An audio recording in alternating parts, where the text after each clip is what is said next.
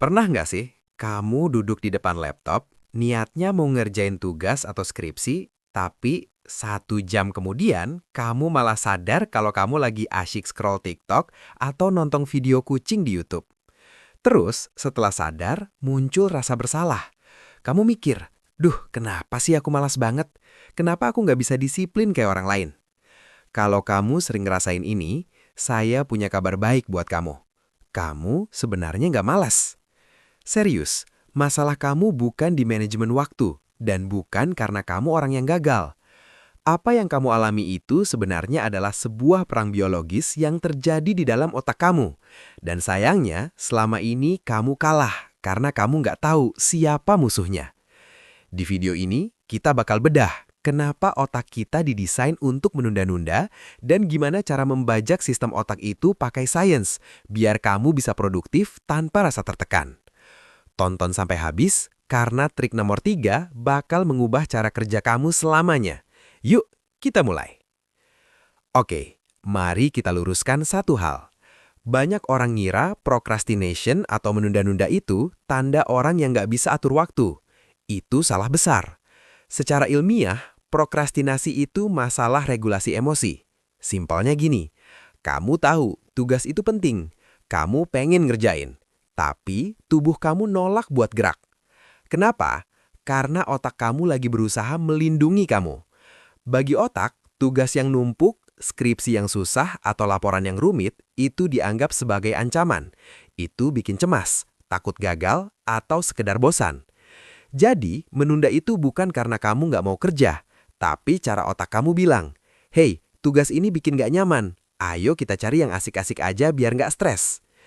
Biar lebih paham, bayangkan di dalam kepala kamu itu ada 2 karakter yang lagi rebutan setir mobil. Karakter pertama, kita sebut saja si purba. Ini adalah sistem limbik. Bagian otak ini tua banget secara evolusi. Sifatnya primitif, emosional, dan kayak anak kecil. Dia cuma peduli satu hal, kesenangan instan. Motonya dia, aku mau merasa enak sekarang, nanti urusan belakangan. Karakter kedua adalah si manajer. Ini korteks prefrontal. Ini bagian otak yang cerdas, rasional, dan bisa mikir masa depan. Dialah yang bilang, kita harus ngerjain tugas ini sekarang, biar minggu depan nggak panik. Tapi masalahnya, si purba itu secara evolusi lebih tua dan lebih kuat. Apalagi kalau kamu lagi capek atau stres. Saat kamu mau ngerjain tugas yang berat, si purba bakal teriak, ngapain susah-susah, itu bikin sakit, mending rebahan. Dan karena si manajer kalah tenaga, akhirnya si purbalah yang menang. Kamu pun ambil HP, buka sosmed, dan menunda kerjaan. Ini diperparah sama konsep psikologi yang namanya time inconsistency.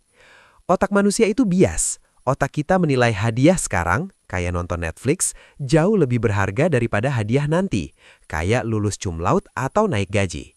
Jadi jangan heran kalau motivasi aja nggak cukup. Kamu itu lagi melawan jutaan tahun evolusi otak manusia. Berat kan? Terus gimana dong? Kita kan nggak bisa buang si purba dari otak kita. Tenang, kita nggak perlu membuang dia. Kita cuma perlu mengakali dia.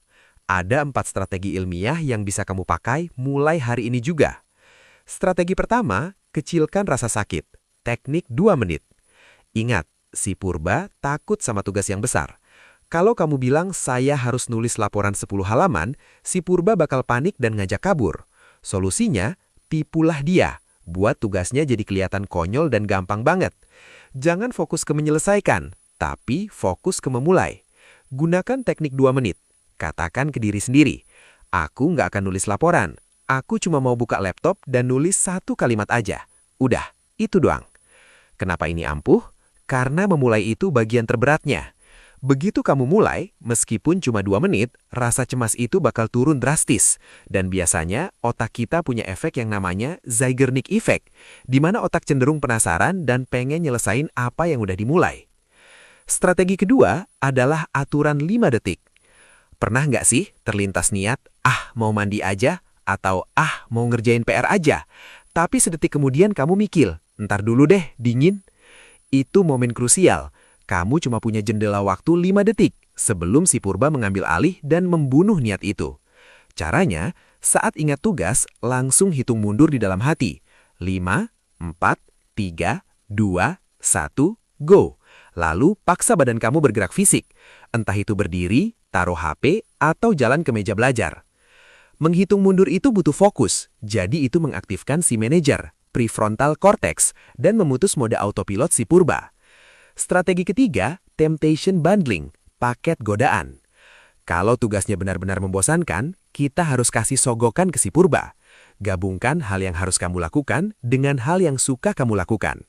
Contoh, kamu cuma boleh dengerin podcast favorit kamu atau dengerin lagu hits terbaru saat kamu lagi nyuci piring atau lagi olahraga. Jadi, si purba senang karena dapat hiburan. Si manajer senang karena tugas selesai. Win-win solution. Strategi keempat, maafkan diri sendiri. Ini yang paling penting, tapi sering dilupakan. Sebuah penelitian di Carleton University menemukan fakta menarik. Mahasiswa yang memaafkan diri mereka karena menunda belajar di ujian pertama, justru lebih sedikit menunda di ujian kedua. Kok bisa? Karena rasa bersalah itu emosi negatif. Kalau kamu terus-terusan nyalahin diri sendiri, bego banget sih aku menunda-nunda terus, kamu malah bikin stres makin tinggi. Ingat, si purba hetra stres. Kalau kamu stres karena rasa bersalah, si purba bakal nyari pelarian lagi, prokrastinasi lagi. Itu lingkaran setan. Jadi, kalau kemarin kamu menunda, tarik nafas. Bilang ke diri sendiri, oke, kemarin aku hilaf. Itu manusiawi. Nggak apa-apa. Sekarang, kita coba lagi. Teman-teman, menunda itu bukan berarti kamu nggak punya masa depan. Itu cuma tanda bahwa si purba di otak kamu lagi pegang kendali, karena dia merasa terancam. Jangan lawan biologi kamu dengan kemarahan atau rasa benci sama diri sendiri. Lawanlah dengan strategi. Mulai hari ini, coba praktekin satu aja. Saat rasa malas itu datang, hitung 5, 4, 3, 2, 1, dan lakukan hal yang paling kecil dulu. Ingat, produktivitas bukan tentang siapa yang kerjanya paling keras, tapi siapa yang paling pintar mengelola dirinya sendiri.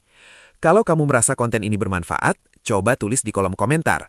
Aku siap berdamai dengan otakku sebagai tanda komitmen kamu hari ini.